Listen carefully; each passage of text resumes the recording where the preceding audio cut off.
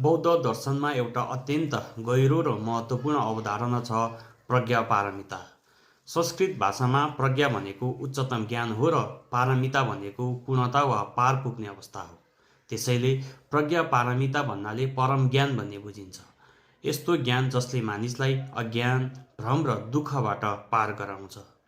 महायान बौद्ध परम्परामा यस ज्ञानलाई अत्यन्त उच्च स्थान दिइन्छ, किनकि यही ज्ञानबाट बुद्धत्वको जन्म हुन्छ।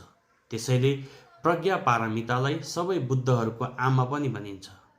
प्रज्ञापारमिताको मुख्य शिक्षा के हो भने संसारका सबै वस्तुहरू स्थायी हुँदैनन्।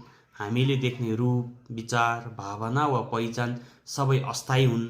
बौद्ध दर्शनले यस अवस्थालाई शून्यता भन्छ, अर्थात् कुनै पनि वस्तुको आफ्नो स्थायी स्वभाव हुँदैन।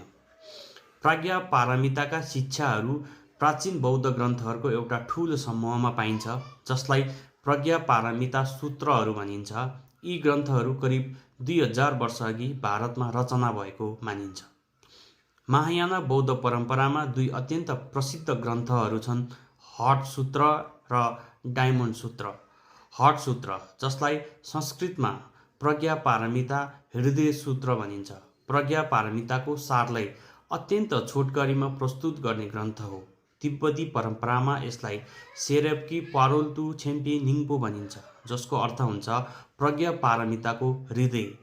यस सूत्रमा एउटा प्रसिद्ध वाक्य छ, रूप नै शून्यता हो र शून्यता नै रूप हो। यसको अर्थ के हो भने हामीले देख्ने संसार अन्तिम र स्थायी वास्तविक होइन। यो विभिन्न कारण र अवस्थाबाट बनेको अस्थायी अनुभव मात्र हो। अर्कोतर्फ डायमन्ड सूत्र, अर्थात् संस्कृतमा वज्रछेदिका प्रज्ञापारमिता सूत्र, अझ गहिरो दार्शनिक शैलीमा यही शिक्षा प्रस्तुत गर्छ। तिब्बती भाषामा यसलाई दोर्जे छ्योपा भनिन्छ, जसको अर्थ हुन्छ वज्र जस्तै कठोर ज्ञानले अज्ञानलाई काट्ने शिक्षा।